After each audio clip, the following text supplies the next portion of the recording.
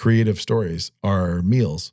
Like they're meals that we consume and are strengthened by or are not. It all starts, and the entire point of this podcast and everything else is it starts with things. And this is not just a cheap callback like Crispin's Rainy Day. Little boys should read this and treat their sisters better. You know, it's like it is, right. That is, but that's not the moral. The moral isn't like, therefore, Johnny, you know, it's actually just, that's partly how this meal will strengthen you. You know, a little 8-year-old boy reading this, a little 6-year-old boy reading this is going to be strengthened in this regard. He's going to have this kind of behavior reinforced and this kind of behavior undercut. He's going to feel dumb and you feel judged and you feel a little convicted. There's some conviction in the book. It's just not a Sunday school book. It's just a true story. A true and wholesome story. Met a ghost of a king on the road when I first fell. Fire burning to my knees I fell. Met a ghost of a king on the road. So, but yeah, when is your schedule clear enough to? It is. It is now. Mm-hmm. We're doing it. It's clear enough for you to do this. No, my schedule. My schedule is so open, I wrote a book. That's how open my schedule is. But you didn't I talked about yours. You didn't finish my graphic novel or your graphic novel. Yeah, but that's different. Okay. Oh, that sounds like a great place to start. Yeah. Was it like 2 years ago that we talked about 100 cupboards on this show? Or I just came on to talk about graphic novels as, you know, the art form. I don't know, dude. You've just been dragging your feet. I can't believe they're still in. But you... I have so many excuses. I won't give All any. of them are real. All of them are real. I know. I just want you to know that they're real. I know they're real. I just also don't care. Yeah, it's like running. I don't care either. It's just my own life. It's like running an obstacle course. I know. Yeah, when you end up on your face, when anybody. you end up on your face in the mud, and you look back and there's this wall you were supposed to jump. It's like there's always a wall you were supposed to jump. That is why you're on your face in the mud. Totally. No. But the whole thing is you gotta approach it like the Papa Shot, Forrest. You gotta approach it like the Pop Shot. You gotta overcome. Well, yeah. Overcome. 99 points with 11 seconds left. Sit there You all, as the king. Exactly. You all have joined in the middle of a pep talk being given to our guest for Stories Our Soul Food. Welcome to SAS. We're happy here to have on our 3-time guest. Is this the most we've ever had? I think it is the most as of now. So I feel like I need a gift not or only a at the top of the Is Papa there Shop anybody who rankings. was twice? Yeah. Who? I think, didn't we have Christine on twice? I think we had Christine on twice. Probably. I think we've had... Christine is in the dust. Yeah, she's been left behind. Let's go ahead and real quick say, read Christine Cohen's books. Yeah. From Canon Press. Yeah, all great. Listen to the Cannonball audiobook. But we're here with... CanonPlus.com. Yeah, but we're not selling Christine's book right now. No, I know. Just saying we just, right there. Oh, right. Shout out. And now we go to the person who just beat Christine by showing up for his 3rd time on the prestigious SASF podcast. Yeah. Welcome, Forrest. And Forrest is Thank you for working having on Crispin's Rainy Day, which you can see the poster sitting nicely behind Nate's right shoulder. Off shoulder. Yep, off shoulder. Man, this is a great one, but I think the best way to launch into why you might like this book is that the guys grabbed some of Ernest Shackleton's ad copy to write the description for this book. So the original adventure to find the North Pole was, you know, men wanted, safe return unlikely, low pay. Yes. A bunch of good stuff. And this is There's Forrest's an NSA version. ad built on Shackleton's ad coming out soon, too, I might say. Is there? Look at that. Yeah. Wow. Okay. Magic. I won't read the whole It's ad, almost but- like it's for our moment. Go ahead, read the ad. Okay. Men wanted for hazardous journeys, small wages, bitter cold, long months of complete darkness, constant danger, safe return doubtful, honor and recognition in event of success. Ernest Shackleton, 4 Burlington Street. It's perfect. And Forrest, No fat. that reminds me of your inability to overcome obstacles and get projects done. Wait, which reminds me of what we were talking about right before this, which is... Call back. What were you saying about having excuses? No. Bitter, Look. cold, long nights. I joke. Anyway. So anyways, the Crispin copy, of course, is not just men, but pirates. Pirates wanted, pirates frogs, and we've got low wages, safe return unlikely. And then we have the entrance, of course, Crispin and the wrench in his plan, which is his sister, his little sister, Yes. Rose. Forrest, I guess. Forrest, why? Yeah. Why did you do this, Forrest? What did you like about this book? Where did it come from? I knew I was going to be asked this, and I don't know. No, I've always wanted to write one. I've illustrated it enough to know that this can't be that hard. Nate's done it, you know. But this one started with, I had a color palette in mind. I just wanted to draw these pictures. Oh man. And so Illustrators. I know. They're tough to be around. I mean, it all just started with Puddles. Yeah. Yeah. I wanted a small scale backyard adventure, which obviously didn't stay small scale. But it started with a color palette. So I knew I wanted this pop of yellow against these kind of blues and greens and grays. And I knew I liked the image of a boy disappearing through a puddle in his backyard. Wow. And that's where it started. And those were kind of the non-negotiables, the things that, Those are both very good non-negotiables. Yep. they kept me interested, which I knew was a good sign. The palette was sort of when the sun breaks through after a storm. right. Yep. Yeah, it's like when you get that, which we get here in the Palouse, and it's pretty fantastic. I've got some proofs here. But And incidentally, Crispin, let me just go ahead and I'll go for say, I'll even say this of your art here. This is not a criticism of your art. This is a criticism of all of us collectively. But it will sound like one. It will, because the thing that's funny is the other day here in the Palouse through June, when it was just like right now we're in the hot box. Like Yeah. it's dry, it's 90s. it's hot, it's cooking all the grain, everything's getting finished for harvest. But in June, it was impossible. Like you must have been outside a lot Oh, yeah. in June. Like the greens were crazy. The blues are crazy. A friend texted me a picture from our road of this red barn and canola fields. And then the blue and the impossible Miyazaki clouds. Yeah. And it's just not realistic. Like the thing that's funny is if you only worked with the color palette of reality and tried to tell stories in front of it, it would be impossibly distracting. Yes. So we have to find ways to mute, in order to tell the story, to mute reality so it's not as impossible to buy, and then tell a story kind of in front of it. So your art is you mellowed it out. alludes to and You acknowledges, mellowed it creates the impression of these scenes of sunlight coming through after storms. This and great scene of Crispin after he's Yeah. fallen through the there's crowd. all this, but Right. honestly, let's just say that when you fall through a puddle into another world, it looks even more unrealistic than that. Like this is way more, it's like this is more subdued. Yeah. No, And Right. this is more subdued, and I love it. I really like the art. I think it's fantastic. I think it'll be entrancing for kids. I think kids will love to stare at it. And this disappearing, this is the inciting incident that Forrest was talking about of the kid Yeah. disappearing.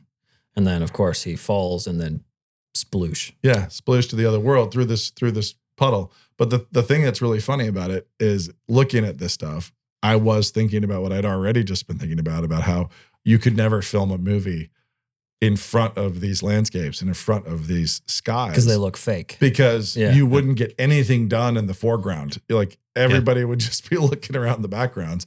You wouldn't be able to actually tell your story until you make it small enough that people can ingest it successfully. Right. Have you go for it. Yeah.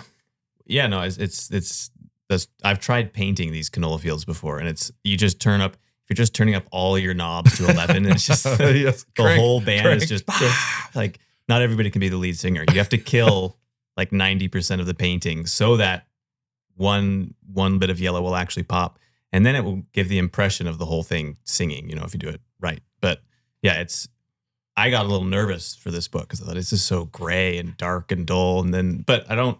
It's not. It doesn't stay Right. there. No, it does. The contrast is great, but the thing that's funny is the nature of Impressionism, really, really loosely understood. I'm not talking about Impressionism technically, but when you're trying to communicate to a reader, to in this case young readers, you're trying to pique their imaginations.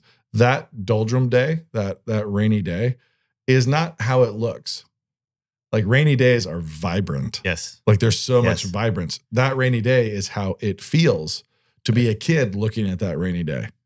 Like there's Yeah. this, the sensation of stuck, the sensation of like, I'm here, I'm kind of Right. stuck in this place.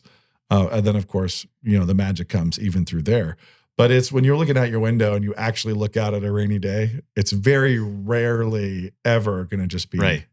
dull. To get technical, you have, if the sun is out, you get all these colors that are blown out. They're getting Yeah. washed out if there's just flat light, then you get the local color of everything that's just humming through these. It's just Yeah. the true color without any hot light blasting it out. And it is intense. There's a reason why in Hollywood they hose off the streets. soak things before they film scenes. Like everything, if you need to bring things to life a little bit, you hose it down. Yeah. Create it's more glossy. Varnish.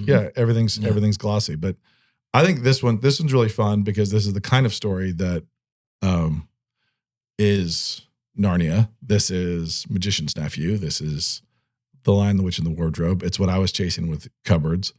It is this backyard magic, sort of like your backyard is the doorway to cosmic adventure.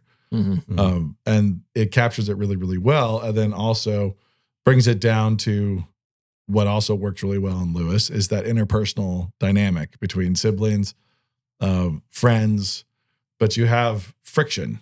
You have simple friction of what do you do with a sister? Yeah. Right. And that's a great example of what you're talking about in this scene, which is the last one I'll show. But, you mute out the whole world, but Forrest gets a little rainbow in here. Yeah. With Rose coming down and Crispin's super upset. The frog pirates don't know what to think. They're crew. just confused. Yeah. Every range of emotion from upset to confused to They're frustrated. not used to little sisters. No, they're all just sort of extensions of Crispin's artistic imagination. He's just frustrated. Why is this sister here when I had a perfectly good adventure in mind? Yeah. And I'm doing something totally non-sister. Right. And the story did start out without, Rose was not in the picture. She kind of popped into my head because I thought I needed, the story without that friction just wasn't interesting to me. Yeah, it wasn't a story. There was no. It isn't a story. It was totally arbitrary. Nobody changed. Nobody, there was no payoff. But I actually think Rose is going to be the one that's a bit of a sticking point for people. You'll have people who love Yes, I Rose or hope so. people who hate Rose. Because you'd expect Rose to join in and come help kill the beast or whatever the goal of the dragon is. But she is not. She's on her own mission. She's on a different, separate mission. And her mission involves cleaning things and making food and generally making people happy. So that right there, just saying that, I expect some people to be like, hey. No, Gender not roles. some people. The whole point is that Rose is a sticking point for Crispin. And so Rose should be a sticking point for the reader. Yeah. And the reader should have to come to the same place that Crispin does. Right. About his sister. So I very Which much I think wanted, we should talk about. But talk about that there, because I think that was part of the ed when we were planning the story. It was like, how do we make Rose work? How do we make Crispin react in the right way? I wanted Rose to be the unflustered, immovable object that everybody else had to conform to. So at the beginning, she starts off by stating her desire. She wants a picnic in a fort. And then With her brother. And her brother runs off. Yeah. And he's too busy. And then in the process of joining him in this puddle world, she, without being obnoxious or loud and brassy and annoying, she gets exactly what she wants. And the part that makes me the happiest is that she helps Crispin find the lightning blade without even knowing meaning it. to. Right. On accident. And people will really like her, but she is this secondary character in the story because she has no transformation. She has no journey. Right. Yeah. She is just a note in the score that just won't change, and you're gonna have to write the score around it. Right. It's like everything else is gonna have to flow, and Crispin has to figure out what his real mission should be, as opposed to what he would like his mission to be. So many different stories try to take the little sister character and then just blend her with the main character. So she shows up and then they try to do the same thing. Like all of a sudden it's like there's ×2 on the character. They learn that there's no I in team. Right. Yeah. Alone. We all have to do it together. And actually I think this book is really funny because it's actually just a classic. This is just a classic wish fulfillment little adventure story. But it is actually like right up the gut middle on gender roles. Yeah. It's so, and you're as a father of little girls, it's, of that of which you speak, as my father would say, but it is really just hammers it. It hammers it. It's not trying to turn the little girl into a pirate with a knife in her teeth, even though there are little girls who will do that. And it's pretty funny. And but in this moment, this particular meal, this particular story, the little kids are going to read is strangely affirming of traditional gender roles, Forrest. I don't know how dare you have that beam of light shine through the storm right now. And what works is it works too for Rose's character, which tracks through. It also works for Crispin reacting. I was obviously thinking about female characters that do something similar. The non-anxious female who's the single note in the score that, a lot of people work around.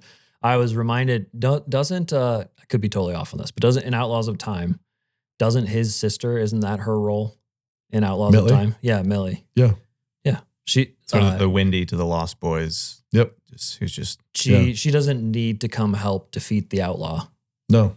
Defeat the bandit, but he's an outlaw. It's okay. Right. Okay. An arch outlaw. But Outlaws of Time, I thought is, the our arch guy, outlaw, Sam. El Butre, but Sure. But yes, there's a fold there. But that it is funny. I think about when I was a kid, my little sister wanting to tag along. That was just hard. It was. I remember trying to sneak out of everywhere, so hard, just so she couldn't come. And it's funny because I have vivid memories of wanting to play with my big sister, and she and I had like these plans. But then our little sister, and this is hilarious. So my big sister being Rebecca Merkel, my little sister being Lizzie Jank, the two parts of the What Have You podcast, and I was in between them. And I remember playing in the backyard with my big sister and telling my little sister, like, so here's the deal. The game is queen, and you are the queen, and you have to sit in this little box. You're going to sit in this litter. It was a stool turned upside down that she was sitting on with a blanket. And we are your servants. And you won't see us. We will be busy. We're going to be in the backyard. And if you need something, then you have to ring this bell. And then, and it's like, and I created this whole world in which there was separation. She was just sitting in the front yard in the box looking around. And we were in the backyard playing. And then that didn't even work because she kept ringing the bell because she was bored, right? This is a stupid game. The original Pirate Queen was. Yeah, and we'd come running out. And but this friction, I know every family will have this friction. Because when you have little girls and you have little boys, you have gender roles. You have different affinities. You have different affections. You've got a boy that could turn a Barbie doll into a gun, and run around shooting in the backyard. And you've got a little girl who could have a tea party with race cars. So, like we've all seen, any parent of boys and girls has seen this work its way out, and putting the two together, which is just a little microcosm of what they will all face as adults. It's this tiny little seed version of the friction is really funny. Like it kind of like, it touches something pretty primal and basic about the human race and is pretty amusing. And little kids will relate to it. Little sisters will relate to it. Brothers are all going to track. Like I'm really curious to watch kids respond to the story. Because I think it's very fun. It's really it's not a little vitamin. This is not a little, a pill for them to take to get stronger bones. It's a meal. Like it's a story. I mean, you look at the cover, you can see it's got chocolate. the ingredients. This is some chocolate chip cookies. Yeah. They're going to get the cookies, and I think they're going to relate to it very, very differently. And it's going to be really fun. Yeah. So I actually think it's going to be fantastic, but I think the illustrations pay off so that it will be the kind of book that kids can kind of stare at, as you did when you were little. I'm sure you found books with great illustrations that you just be on one page and really absorb every single detail of the whole thing. I mean, you can track your way through each of the pirates. Like each pirate has their own personality, right? I mean, pretty much. Mm-hmm. Where you get it, and I had my boys did not relate to Rose. But they'd also kind of ignored her. Nor do they need to. Yeah. They kind of just ignored her and instead, picked their favorite pirate, and each had a different favorite pirate, Frog. And, worked their way through, and they just enjoyed it. They liked the weapons.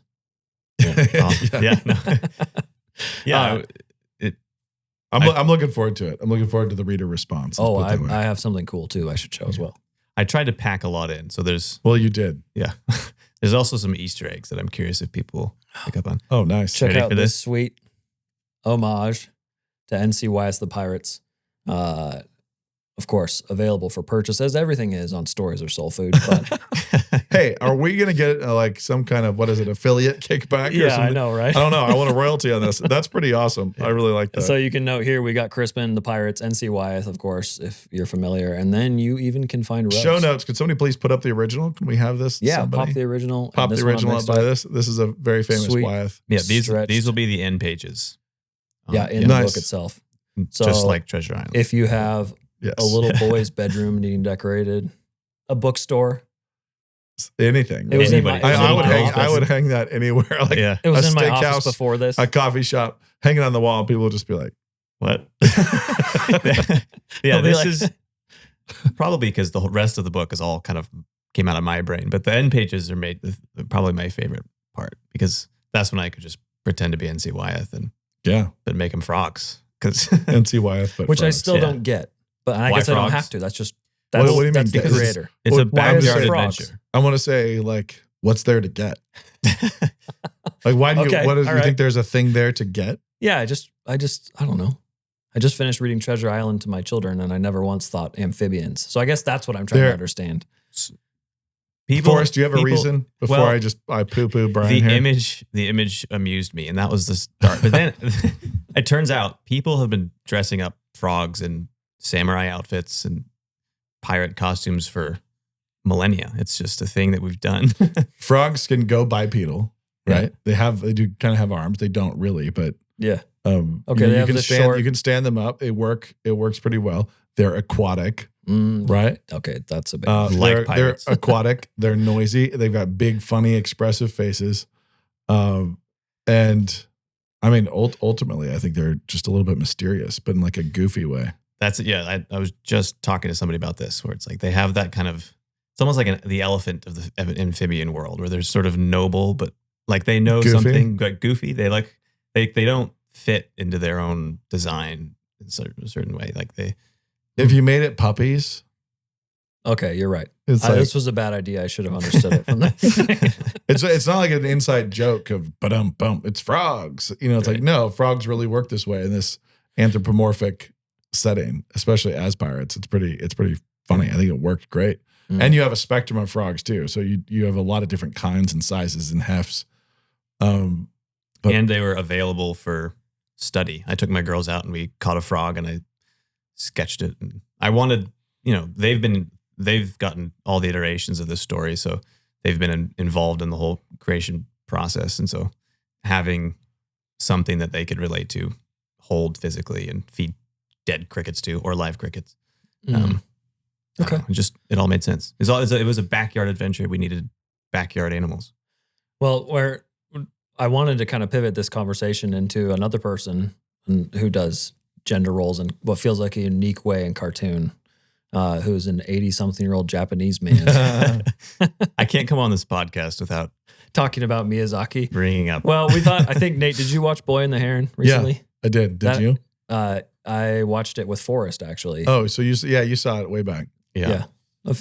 When it released at the end of I mean, 2023. I'm joining this conversation really late because I heard like a lot of people formed a lot of opinions and I heard a bunch of reactions from a bunch of people. Yeah. And I knew Forrest would like it because he likes Miyazaki. So it's like he would enjoy the experience. I didn't really enjoy it. I thought it was somebody who was trying to write a bunch of memories and a bunch of meaning into a story that didn't quite deliver in the way that I'm used to him delivering. And what I would say is I thought it was really fantastic. Yes. It's Oh, like- great. Yeah, I was like, Here we go. it was really good. It's gonna turn It into- was so much It's gonna better turn than I into thought it was going to Totally be. agree. Like I heard so many people complain about it that I was like, okay, it's going to be this non-linear weirdness, and I was like, this is really good. Like all of it, Oh, was Yes. great. Here we go. all of it was just I'm gonna get really, beat really up good. for Maybe 40 not. minutes. If you're new to Miyazaki, maybe don't start there. But No, it is. I don't know how, and this is for you, Brian, and for anybody else. I don't know how anyone could like Miyazaki and not like and this. not think that film was fantastic. I don't. Now, I will say this. There are story notes, right? So when people say it's non-linear or it's not a traditional story, no, it actually is Mhm. linear and it is a traditional story. But there are some really, really, really understated minimalistic pieces, connectivity where Yeah. In the West, we would bang a drum and really mark it. We would just really, really mark it. And he left it unsaid. Yeah. And so the stress in the relationship between stepmom and son, Right. Natsuko that strain and was Mahito. A strain where both parties were nothing but kind and respectful to each other. But in terms of minimalism and subtlety, everyone knows there's strain there. There's a strain there. But in a Hollywood story, we would jump up and down and we would have her yelling at him at the front end, Right. instead of eventually exposing the strain that was there. Mm-hmm. So like exposing it really, really late is not the way we would do it, but nobody would fail to get it. Yeah. You know, like nobody would fail to get this. Well, lest I hedge too much, I feel like I got it all. I just felt like it was too many nesting dolls inside of nesting dolls. So it was like we started on one story with, you know, perhaps I just wanted one fewer word, and by the time we got to the man-eating parakeets, I just thought I can buy all these things, but when you keep every 20 minutes, Wait, are you referring to the British imperialism? I mean, I thought maybe. those were fascists. Oh yeah. But So- I guess that question of like jumping in from, you know, I was willing to buy the pelican world, and then when we jump deeper into the parakeet world, and then even deeper to explain the story behind it with the crazy Uncle Andrew character, like I don't know that we're going deeper. I think we're popping out. Yeah, It's like so reverse nesting dolls maybe, yeah, but like we're getting out all the way up to the missing granduncle, Mhm. you know, creator. There's plenty about it that is not, let's just say it's just not traditional, sure. but Maybe I'm kind of boring and I just like tradition. I do too. I like it too, but it's not how I want every story to be. It's Okay, not the kind of yeah. movie I want every movie to be like this. Yeah. But in terms of eating a really, really like kind of a dense piece of flourless chocolate cake, where it's just like, okay, this is a strong flavor, or dark chocolate. There's people who don't like that. They want their Hershey's, Okay. and they want it with lots of extra wax. But also the But fact that this comes at the end of his career. This is maybe the last piece in his oeuvre. Had this come at the beginning, it would have been maybe Too you much. wouldn't. Yeah, maybe Very more confusing. Self-indulgent, one of my favorite words. Yeah, You love that.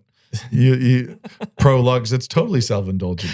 But when you have a creative character that you want to spend time with and get to know better, you want them to be, you know, like themselves. Totally. As much, This is as why, much as like, they can be. I can watch something like Boy and the Heron and maybe be confused at first, but I trust Miyazaki enough because I've seen enough of his films to go back and know that I'm the dumb one here, and that's fine, and not in like a Christopher Nolan way where he's just Sure. being a snob. I really think I think Boy and the Heron, although I think they should not have named it that. I think the name is actually not great. And they named it that in the West. What was it? Japanese How do you live? How do you live? Yeah. I think this is his Till We Have Faces. This is what Till We Have Faces is to Lewis, is Boy and the Heron to Miyazaki. Like in terms of his concept of metaphysics and holiness and malice and good and evil, like it's all here. Yeah. Everything is here in terms of his worldview. Some of which is great and some of which is not. But it's him. Now, this is a Jake McAtee take, but he was saying that he thinks it functions like Miyazaki's Revelation. This is apocalyptic lit, heavily symbolic, not necessarily a lot of linear connective tissue in terms of like scene jumps, things like And that. that's actually what I disagree with that. Okay, Like, great. because I think there is plenty of linear connective tissue. I Sure, think but it's there. in terms of he grabs scenes, he grabs something from everything he's done and Yeah. squishes it, which is but maybe- not really, mostly in hat tip, right. mostly in backgrounds. Okay, Most, can we- you know, Can we Yeah. jump in? Okay, so you start out with the Boy and the Heron. There's, you know, I think it is layers of him understanding what his problem is with his dad and his new stepmom, right? So they're in the wilderness, his missing uncle, and he kind of is not willing to grant his Mahito's not willing to grant his own malice in the situation. I think that's his character moment. And then they go through into the Birdman world, right? And then into the archipelago world of the pelicans. So that's kind of our first motion, right? except for the pelicans don't belong there. Yeah, that's true. They are. So it's not the world of the pelicans. It's the world in which somebody malicious trapped the pelicans.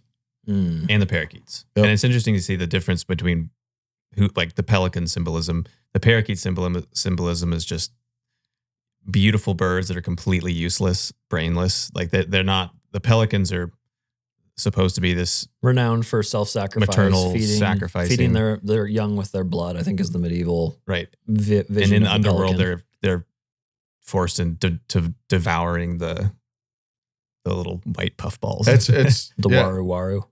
It's really weird. It's extra strange to me. The parakeets were a hilarious beat because the it's nose breathing, the nose, yeah, and the British accents, at least not in the English version, the dubbed version. But then you also have them basically with character designs out of the Far Side, yeah, where it's like he went with this really like insulting, patronizing, incredible drawing of pelican. oh yeah, Really far the side. the parakeets farcical. are just like, and the level of disrespect that is supposed to be communicated with that, these buffoons, like they don't get to be treated like villains. They don't even get to rise up to this like, villainous, melodramatic So respect. do you think that the parakeets, pelicans was like femininity trapped in this ridiculous, or the sort of femininity as opposed to masculinity, like how it both? No, I think it's the clash of worlds and phases. Okay. And so what Miyazaki explores in a ton of his stuff is that industrial revolution and ancient Japan. So classic Japanese meets factories. Yeah. And this is like that, and then So some. maybe that And so maybe he loves that old ruins. He loves the device of the kid going into the country and finding the old ruins and these worlds opening up. And he's doing that, but we have these different modes. We've got, and so I think that with the parakeets are this weirdly, this odd imperialism. Right. Like there's this lust for power that infantilizes power the and imperialism. Yeah. So like what the Japanese empire, they were as imperialistic as you could come, to the point of worship and ancient Rome and everything else. But you have emperor worship, and then you have, this is his view of imperialism. And I think both British and Japanese, like this is kind of how childish it gets, Right. how stupid and loony it gets, where the pelicans are noble, but vicious in their entrapment. Mm-hmm. It's like, oh, we have to. We were trapped here, so we have to consume the souls of the young, because what else are we going to eat? It's like it's, and so for them to be, their solution is to be sprung out of this cage, and to spring them is to eliminate their villainy, eliminate what they're doing. So it's all, there's a ton here, but I think one of the boldest narrative moves I've ever seen somebody do ever is have a mother figure die, like burned alive in a fire, and then have her show up in her son's imagination as a fireman. Yeah. Yeah, Like, pretty cool. As a fire, like it's like the way in which yeah. he flipped that into a positive strength and an attribute. And she's like, I've never been afraid of fire. Like just, she's magnificent. time. That Yeah, beat, she's that magnificent. beat at the end where she chooses to come back in. Yeah. It's like heroism, female heroism, kind of how we got here at its like, Yep. at its top. It was like, yeah. Arrival tried for that same note of like, you see the pain ahead and go back in. But I felt like this worked even So better. here's a question. Is the father a bit of a parakeet? Yeah. Yeah, he is. Yeah. I mean, but because they does he- head back to Tokyo at the end. But he's a bit that way. He's this industrialist, and he's making money in the war.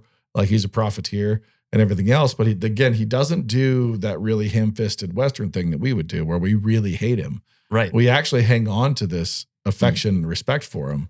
He's a bit and we- like even Chihiro's father in Spirited Away. Like me, Yeah. that sort of Yep. the masculine drive for power that makes you dumb. It's the Where guy. It's he the guy still, who. you know, It's he the guy still who likes lost. them. So in this tension between the natural world and factories and industrialism and all that kind of stuff, he's gone to the wrong side.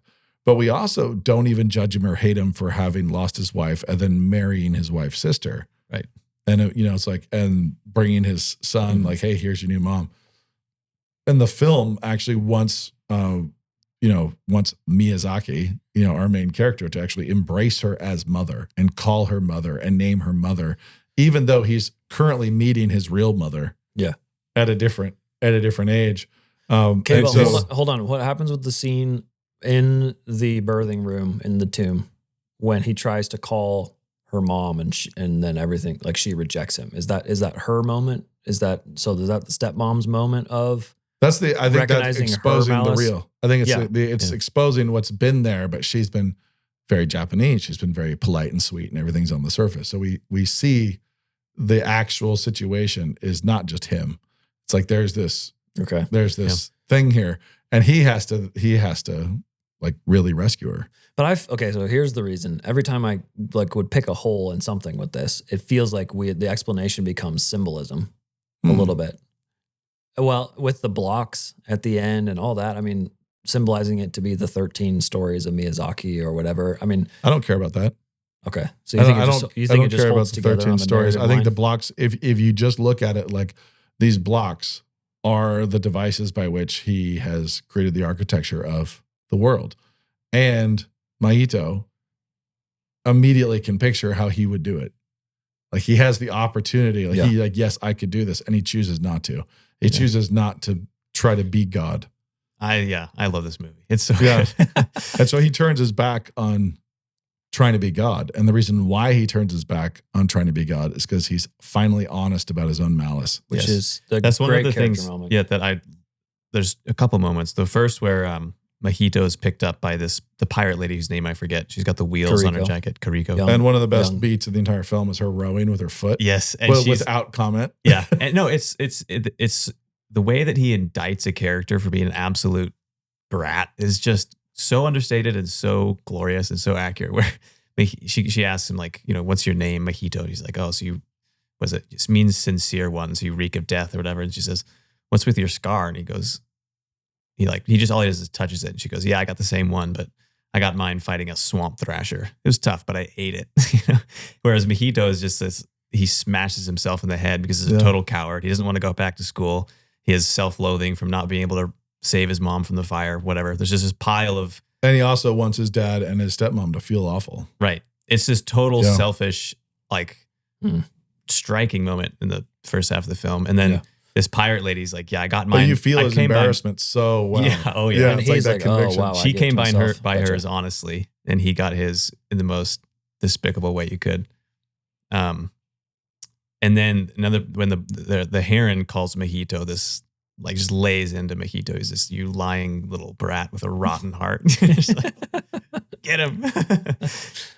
But then, at the end, the growth is clear without being, like you said, overstated or obvious. It's, I watched it again with my girls a couple of weeks ago, and I think the pacing they had trouble with. So there were times where they were a little bored. So I was locked in the entire time, but I do believe that this is not a meal for all occasions. It is far more like a very old whiskey. And so if you like, you like a Bunnahabhain or something like that, and you're used to drinking the normal Bunnahabhain, that's your Spirited Away and your, and your Howl's Moving Castle. And a lot of people can't even handle that. Yeah. It's too peaty. It's too weird. It's too different. But this one is like, this one's like a 45-year-old. This is like a really nice old whiskey, and there's going to be a whole lot going on. And could it be better? Yeah, absolutely. It could be better. There's multiple places where I would say, okay, let's turn the volume down a little. Let's pull this back a little. Like when it turns into just crazy spectacle at the end, I think he could pull some of that back. I think he could include a little more. I just mean like every single thing. Like, okay, so the heron gets a hole in his beak, so he can't fly now. Basically, I'm trying to put together a billion rules for this world, and it feels like it keeps changing. Yeah, but that's Miyazaki in all his movies. True. And so I do think that's the kind of thing that could be better explained. Like why this number 7, flight feather? Why does that matter? Like that one felt to me like Chihiro has to hold her breath while she crosses the bridge. Like arbitrary rules of childhood. Sure. Adventure.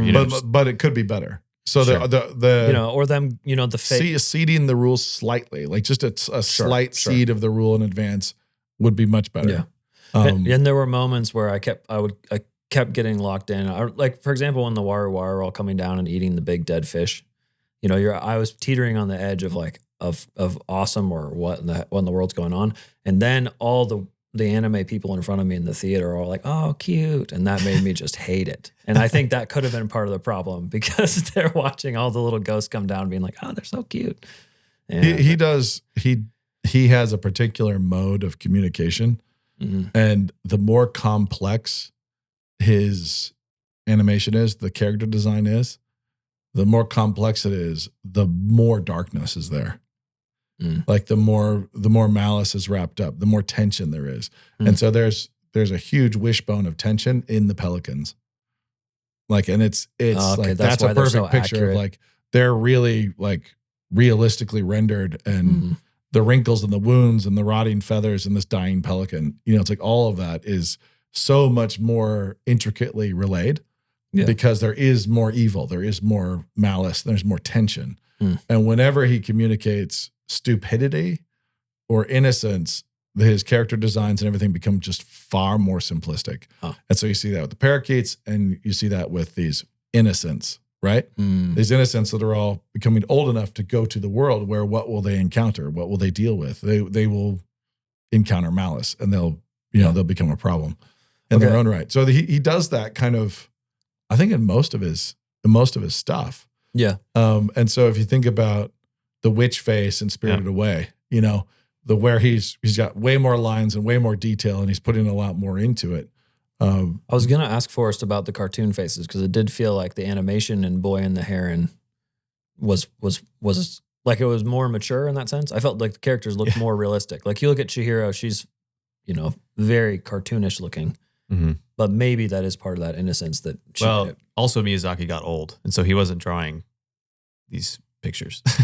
So he I think boarded most of it, but he hired out. Well, I read he got down in his prime. He was at 10 minutes a month, and for this one, he was at 1 minute a month. So he's And I think he might have pieced out entirely at the end and just gave it to. So like Mahito's design is not not classic Miyazaki. It is. Which I thought the animation in this one is probably some of the best in any of his films. I mean, it was really because he had young guys working for him who were full of energy and executing on his vision. I will say this, there are things that people, like there is objective beauty in the world. There is all objective standards, but there are things that people don't have to like and don't have to enjoy. Sure. You know, it's like chocolate's amazing. You don't have to be a sweet tooth. You don't have to love chocolate, but you don't get to say chocolate's terrible. Like, it's like this is the thing that you don't enjoy. Different schools of architecture. Like when people choose what house to build and what architecture they want to do, there's some that are wrong. There are some that are like, okay, that's actually inferior. And there are others where it's like, yeah, that is really nice. And this is really nice. And there's people who have their taste and differentiation of taste. This is not to become a relativist at all. I really like Islay whiskeys. I really enjoy complex, very complex, smoky, like whiskeys. People don't have to. Like there's a whole world there that you can explore and uncover, and it's really intricate and interesting and is bizarre to explore. And it doesn't mean that you have to explore it. So this is kind of like we're all finite. We're mortals. We only have so much time. And there are corners of the globe where there's amazing cities that I'll never get to see. And I chose not to. Like I chose to visit somewhere else. I chose to look at this one, not that one. I'm never going to read all the books. Like I'm going to read fewer Russians than my son and than my wife.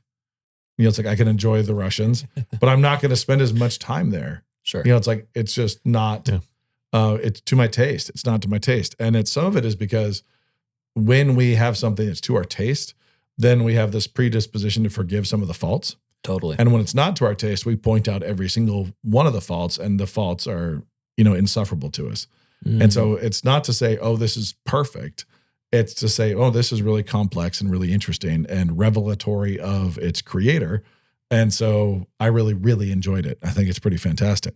Now, people just don't like Miyazaki at all. I could point to some other ones and say, actually, you might like this one. There's no reason for you to not like this.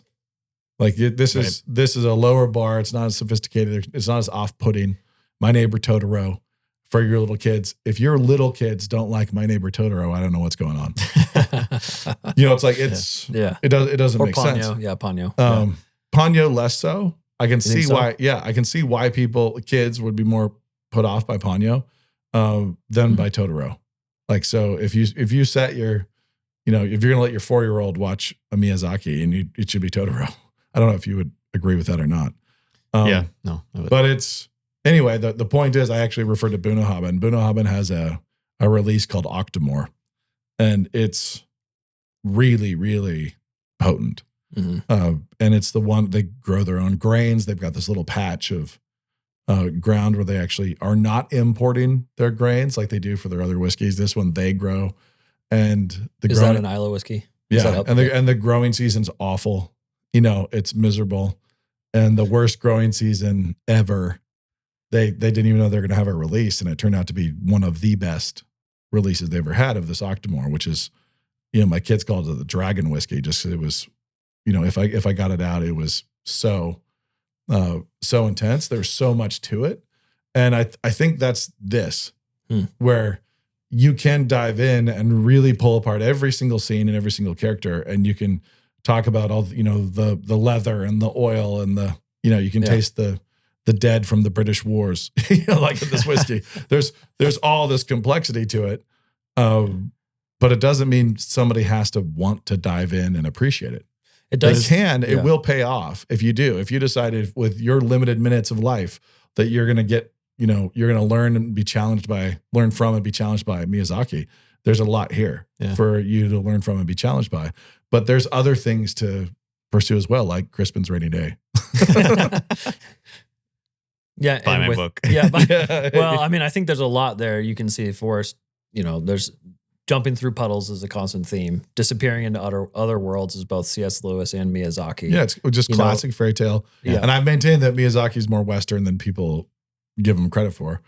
Right, in that classic fairy tale mode. His imaginative structure seems to have been developed by our fairy tales with his flavor of Japanese myth sprinkled on top. Yeah. But I guess it is true that if you want to enjoy something, you often do have to have the whole thing. Like if you head into Boy and the Heron, you do have to kind of decide you're gonna just hang on for the entire ride. Because if I had met Miyazaki through Boy and the Heron, I probably would not have done a deep dive through the rest of his catalog. I don't think it would have gotten me there if I had only read Till We Have Faces of C.S. Lewis, and that had been my first read. It would not have impacted me anywhere near as much as it did because I was very familiar with Lewis and very familiar with and had a huge amount of affection for him. So I had a ton of affection for Lewis, and I respected Lewis, and I've read his nonfiction, and I've read his fiction, and you read Till We Have Faces, and you see his discourse on holiness and all this other stuff, this personal stuff he's working through in that book. And there's a way in which, he's just an artist in the studio working through something. Yeah. And if you really are invested in and affectionate toward that artist, then it's a privilege to be there. It's a privilege to be there and get to read Till We Have Faces and experience him working through something. And I prefer that to reading Grief Observed. I would rather when he's struggling with God, when he's in his Jacob wrestling with God phase after the death of his wife, I feel like I want to leave him alone there. I don't I read that one and I'm like, okay, man, this is rough. Like let's back away. I don't need to know everything. It's like, I'm glad God touched your hip and and you came through this, but his lamentation, his doubt and his struggle there is less edifying. Like it's less directly edifying, that little book, than him processing a lot of the same themes Until We Have Faces. I do think Toshio Suzuki, the producer, described this as, Miyazaki trying to answer the question of how do you live? Yeah. And trying to give an answer to his grandson of like, I'm going to be leaving soon. What have I left for you? And and it's everything that Miyazaki thinks is in this film. The answer, incidentally, is what? become a we better live? big brother. Like, How do we live? love your people right next to you. Like, that's, Live without malice. yeah. Yeah. And the fact is you can't. And so live without malice, and then don't lie, don't cover, don't hide, address it, be honest about it. Yeah. So it's as close as you can come as somebody who's not got the gospel. Right. He doesn't have the mechanism for how to deal with your own guilt and how to deal with your own malice other than just to confess it. Yeah. But not confess it the way we understand it. Confess it, meaning be honest about it. At the end, when he keeps one of the stones, it's like a symbol that, it makes me wonder if maybe Miyazaki isn't finished yet. No, he's not. He's not done yet. But He's working on the next one Miyazaki now. knows. So this is also Miyazaki's confession that he has malice. Yeah. And we know anybody who knows his biography knows this, knows his struggle with his son, knows his own, failures. Forrest, didn't you quote that scene where he talked about the other artists that he was trying to raise up, like, and how he drove them away? What did he say about him? Was it He's vampiric when it comes to, he gets young people around him and then takes all their energy. he consumes them? He I think that was consumes the them, phrase. yeah. He So was that- like, I had good. He had great people around him and he just consumed them in the process of making his world. Like, his world was one that would pull people in and then suck out all their energy. And then, Yeah. Yeah. I actually thought that was clear in the film too. So Yeah. Right. who is Miyazaki in the film? The great uncle. Yeah. It seemed to me that it was both. both Mijito and the great uncle Yeah. at different Yeah. times. Yeah. Which makes sense because obviously it's a time travel movie. So you get 3 pictures or 2 of Kariko. You get her as a young pirate and then also as the old lady. You get 2 of Mijito, him as the boy, and then also him as, Yep. the creator. World and then creator. You get the mom twice as well. I mean, that mechanism, I did initially complain about the time travel aspect, but it actually, I was wrong to complain. Thank you, Brian. I mean, you, it's Brian. like thinking about the ability to jump back and have his mom come and be on his team and then also still separate. I mean, that's pretty cool. And closure. I would say that the whole thing here to tie it all back together is these things, creative stories, are meals. Like they're meals that we consume and are strengthened by, or are not. And there are kinds of meals that people serve that they really believe in, or they're super clever or whatever, and you consume it. I don't think you're left better. I don't think you're edified, by it. I don't think you're strengthened. But I actually really do think that Miyazaki, for the most part, I don't like Kiki's delivery service, but for the most part, I think he really serves up like meals that are strengthening, invigorating, in interesting ways. But I do think this is a destination meal. This is not like the on-ramp, like Forrest said, this might not be don't the have first your one first to start with. Lefroy be the angriest Lefroy there is, the most intense. And I think that it all starts, and the entire point of this podcast and everything else is it starts with things. And this is not just a cheap callback like Crispin's Rainy Day. Crispin's Rainy Day is a very, very classic Western story that is also a morality tale. Like, little boys should read this and treat their sisters better. It's like it is, right. That is, but that's not the moral. The moral isn't like, therefore, Johnny, it's actually just, that's partly how this meal will strengthen you. A little 8-year-old boy reading this, little 6-year-old boy reading this is going to be strengthened in this regard. He's going to have this kind of behavior reinforced and this kind of behavior undercut. He's going to feel dumb.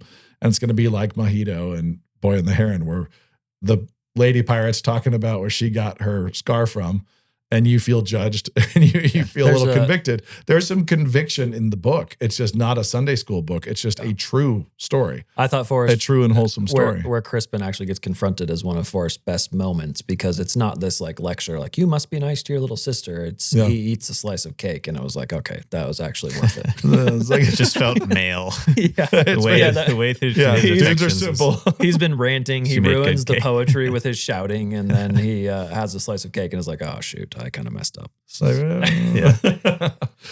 Not drawing from personal But experience. this one, when is the book actually release?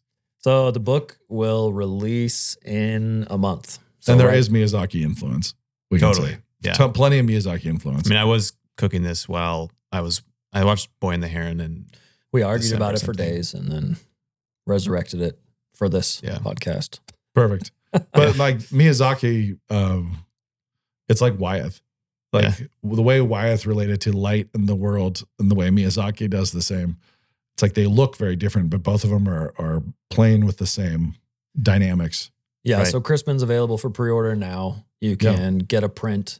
A few, depending on, can also purchase that canvas. How many of board. the canvas frog pirates are we selling? Ooh, I don't know. All of them. Yeah. All the all ones of we them. I made. mean, what it will be is it'll be available for. Are they going to be 3 signed? weeks. Yeah. Books will be signed. I'll sign prints will be signed. anything that I need to sign. And you've got about a month, I think, to get your order in before we lock down the big print, the canvas print. So, And it's funny because we did Hello Ninja together. We did Blah Blah Black Sheep together. mhm. You did the illustrations in Outlaws of Time, which are also pretty Miyazaki-ish, Yeah. but a little more Western. It's obviously all pencil and I think also else. the inside illustrations of Outlaws where Yeah. they felt the most all the Miyazaki. spot illustrations and Yeah. the full page splashes. We've done a fair amount together, Forrest. Yeah. Is A this lot the of first collaboration. thing? Is this the first one that you've just done on your own? Yep. There we go. It's pretty exciting. It's Good my job, debut. Forrest. We're kicking him out of the nest. The About little- time. Well Well, done, Forrest. We're about to find out if he's a parakeet or a pelican. But it is funny though, because this is artists frequently are not good at narrative. Well, it's hard. Yeah. They're not good at narrative architecture because artists like to try to innovate and come around to things that are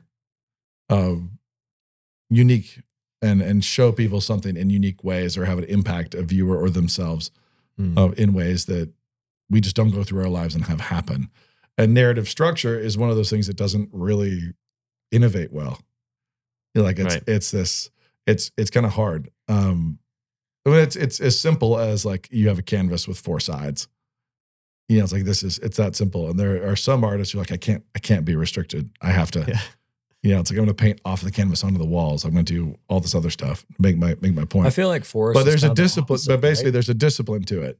Yeah. And I think so. The things that you have done where you just had to express artistically, and then this time where you're creating the actual architecture and structuring the story itself, it's not a surprise that you would have left Rose out first Right. to just do the spectacle and the wish fulfillment. I've got an image, Right. but then have the discipline to go back and then create a story. Like so, there Yeah, wasn't the a story. Iterations are There crazy, were yeah. images, but there wasn't a story. Now there's a story, and the story pays off, and the images amplify it. I think it's really a pretty good debut for you with only one name on the cover. That's pretty good for you, Forrest. It's gonna be great. So, thanks. and I think the children are all gonna love it. Everybody should order multiple copies. It Canonpress.com. comes out in Put a the month. link in the show notes. Yeah, it's gonna be great. It's gonna be good, and of course, we're gonna make lots of other stuff too. Oh yeah. It's But just you coming. eventually there'll be a graphic novel with just your name on it. Yeah. That has to Yeah, happen. There's does. but there'll be a graphic novel with both our names on it. There Also, will be in the next within the next sometime 10 before years. we die. And there needs Um, to be some cartoon. There's going to be some more. There's going to be some more moving pictures. A lot of those things. Yeah. So and eventually you're not going to hold the record for the Papa Shot here in this building. I don't know. It's a good record. I don't think it'll be a while. Yeah, it might be a minute. But yeah, Crispin's Rainy Day. Is there concept art on the online? Can people check out the pictures and stuff like that? Yeah, we'll be They dumping definitely things can. over the next full web month. page will be built out. You can see samples and then also some of the concept art, and then of course the Wyeth drawing and Yes. some of the other good stuff. You will not see any of Forrest's tortured first drafts. Those are all safely hidden. Like, no, we always do that. I mean, I think how many drafts I've buried, Yeah. that I've murdered and disappeared. Like that never happened. That's not real. Yeah, If you're familiar with the marooned painting, of course, that's what happens with the first drafts. You just leave it on a desert island and it's Yes. gone.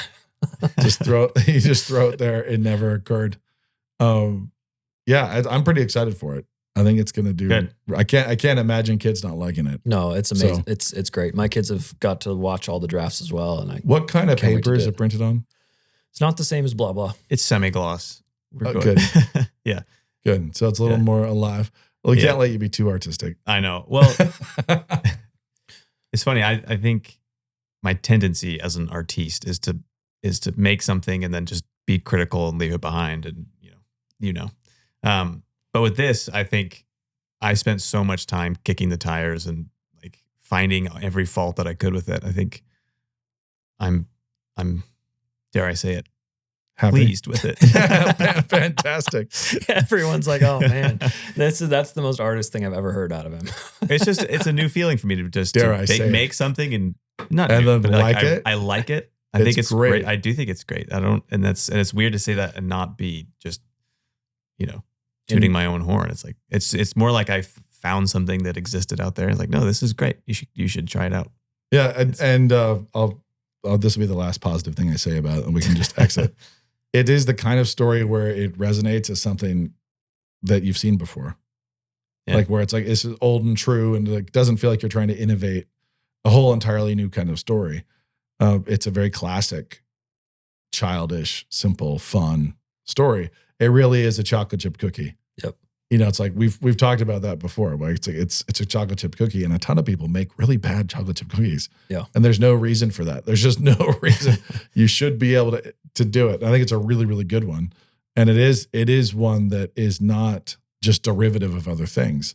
Like it's tapping into. Yeah, there are going to be moments where you are going to be surprised, like my kids are, and be like, look at that. Yeah. Like, oh, look what happened. Yeah. So it's Even very though much that in the classic tradition. architecture. It's very much in the tradition of classic storytelling, but is also a pretty fun and unique flavor. It's a great cookie. So Awesome. Job buy Forrest. it. I don't get any royalties if you buy it. So I'm Forrest. I'm purely objective. Forrest, the sole name on the cover, gets those royalties. Yes. Cannonball's happy to have it. Exactly. And that's There we about go. for This has been Swords of SASF Sulfur. with Forrest Dickison's Thank you, third Forrest. appearance. Thank you guys. We'll have to justify a fourth appearance pretty soon. Yeah. Probably as soon as Christine comes on for her third time. We'll have Yeah, to I just know. a neck and neck have, race. have the two of Well, you I'm looking race. forward to my plaque or whatever it is. Yeah, perfect. You can go write it out there by your Papa Shot. I'll do it. Yes. All right. Cheers. Imagine the well-read man. Do you see a machine dressed in tweed, gorging on information? This book is not about becoming that kind of reader. The well-read man wakes up and consults with Moses on his way to work. And God spake all these words, saying, I am the Lord thy God, which hath brought thee out of the land. He sips his coffee and ponders the wisdom of Hannibal's elephants crossing the Alps. He turns furrow-browed philosophers upside down and takes their lunch money.